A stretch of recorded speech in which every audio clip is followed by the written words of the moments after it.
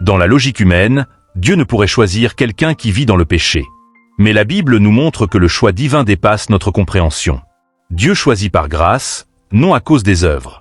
L'apôtre Paul affirme dans Romains 5h8, « Mais Dieu prouve son amour envers nous, en ce que, lorsque nous étions encore des pécheurs, Christ est mort pour nous. » Ce verset démontre que le choix de Dieu ne dépend pas de notre perfection, mais de son amour.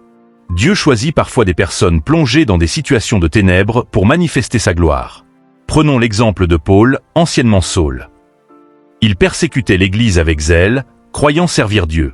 Pourtant, c'est lui que Jésus a rencontré sur le chemin de Damas, l'a arrêté et a appelé à devenir apôtre. Pourquoi Paul et pas un autre?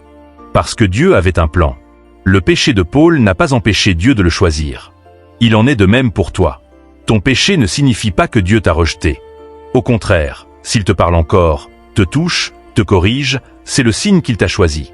Hébreux 12h6 dit, « Car le Seigneur châtie celui qu'il aime, et il frappe de la verge tout ce qu'il reconnaît pour ses enfants. » Quand tu sens en toi une lutte intérieure entre le bien et le mal, c'est souvent un signe que tu n'es pas abandonné. Dieu travaille encore ton cœur. Un des signes puissants que Dieu t'a choisi, même dans ton péché, c'est la conscience spirituelle que tu portes en toi. Beaucoup vivent dans le péché sans se poser de questions, mais toi, tu ressens parfois de la tristesse, du regret, ou même un appel à changer. Ce n'est pas anodin. C'est l'Esprit de Dieu qui travaille ton cœur. Dans Romains 7h15, Paul avoue « Je ne fais pas le bien que je veux, et je fais le mal que je ne veux pas. » Même après avoir été choisi et appelé par Dieu, Paul luttait encore avec le péché. Le combat intérieur ne signifie pas que tu n'es pas choisi, mais plutôt que tu appartiens déjà à Dieu et que son esprit te pousse vers la sanctification. Dieu ne cherche pas des personnes parfaites, mais des cœurs ouverts à lui.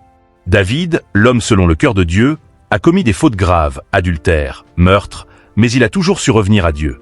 Pourquoi Dieu l'a-t-il gardé? Parce qu'il avait un cœur repentant et sensible à la voix de Dieu. Lorsque tu tombes et que tu reviens à Dieu avec des larmes, c'est une preuve puissante que son choix est sur toi.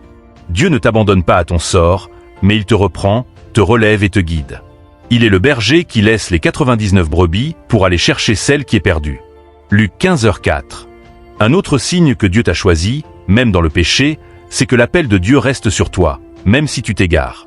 Romains 11h29 dit « Car les dons et l'appel de Dieu sont irrévocables. » Cela signifie que peu importe ce que tu as fait, le plan de Dieu pour ta vie ne s'annule pas.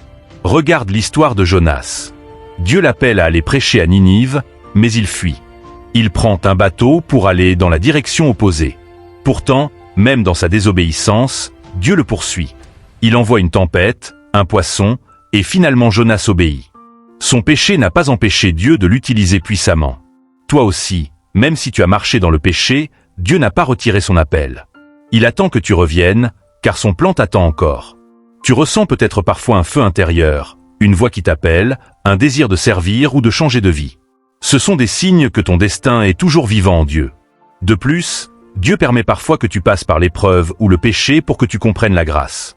Un jour, cette expérience deviendra ton témoignage. Comme Pierre, qui a renié Jésus 3 fois, mais est devenu plus tard un pilier de l'Église.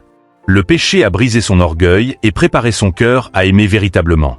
Enfin, un signe fort que Dieu t'a choisi, même dans le péché, c'est la miséricorde continue qu'il te montre.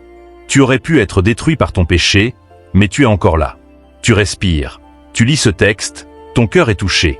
C'est que Dieu t'accorde encore une chance. Lamentation 3, 22-23 dit « Les bontés de l'Éternel ne sont pas épuisées, ses compassions ne prennent pas fin, elles se renouvellent chaque matin. » Même quand tu te sens sale ou indigne, Dieu t'ouvre toujours la porte. Comme le père du fils prodigue qui court vers lui malgré son odeur et sa misère, Dieu est prêt à te revêtir d'un habit nouveau. Luc 15h20 montre un Dieu qui n'attend pas dans la colère, mais qui court dans l'amour. Le diable veut te faire croire que c'est fini, que tu es disqualifié. Mais Dieu dit « Je t'ai aimé d'un amour éternel ». Jérémie 31, 3. Tant que tu entends encore sa voix, tant que ton cœur n'est pas endurci, tu es toujours dans le plan. Le péché peut retarder, mais il ne peut pas annuler l'élection divine. Reviens à lui, car son choix sur toi est réel.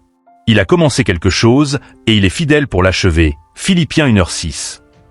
Laisse-le te restaurer, et tu verras que même ton passé deviendra un témoignage glorieux de sa grâce.